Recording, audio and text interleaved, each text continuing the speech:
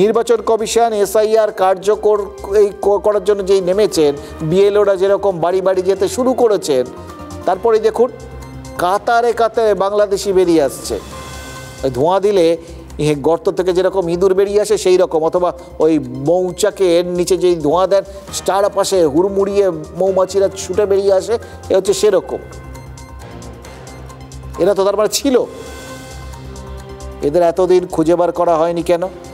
কেন যখন এরভাবে বাংলাদেশি ধরতে বলার কথা হয়েছিল তখনও সেইভাবে এ রাজ্যে কোনো বাংলাদেশি ধরা হয়েছে এরকম কিছু শোনা যায়নি। বরং আজাদ মল্লিকের মতো কিছু পাকিস্তানি বাংলাদেশি তারা ধরা পড়ার পর আদালত তাদের ফেরত পাঠিয়ে দেওয়ার পর, মানে ফেরত পাঠিয়ে দেওয়ার নির্দেশ দেওয়ার পর তাদের আলটিমেটলি আর ফেরত পাঠানো হয়নি। এই গাফিলতি দেখা গেছে। এটাই এখন বিজেপি নেতারা বিজ্ঞাপন দেওয়ার মতো করে প্রচার করছেন।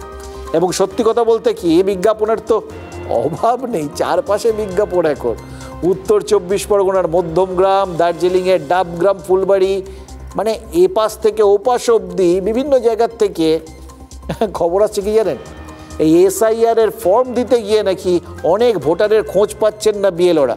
এবার খেয়াল করুন এসআইআর এনুমারেশন ফর্মগুলো কাদের নামে এসছে।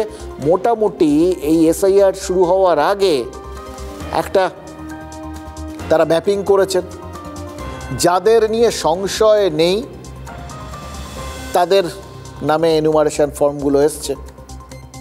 তার মানে এরা সব মোটামুটি কাগজপত্র বানিয়েছিলেন, হিসেব মতো এদের কাছে এনুমারেশন ফর্ম যাওয়ার কথা, সেই ফর্ম এসছে, সেই ফর্ম দিতে গেছেন বিএলওরা, কিন্তু নির্দিষ্ট ঠিকানাতে গিয়ে সেই ভোটারকে খুঁজেই পাচ্ছেন না।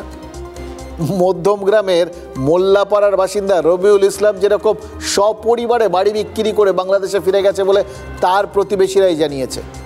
এবার বাড়ি বিক্রি করে ফিরে গেছে মানে তিনি ছিলেন, জেঁকে বসেছিলেন, জমি টমি কিনে বাড়ি করেছিলেন, সেই বাড়ি তার নামে রেজিস্ট্রি হয়েছিল। এ সব কটার ক্ষেত্রেই কিন্তু একদম বোনাফাইড, একদম নির্দিষ্টভাবে ভারতীয় নাগরিক হলে তবেই সব কিছু করা যায়। তার মানে সব কিছু কাজকর্ম তার একদম নিয়ম মেনে হয়েছিল।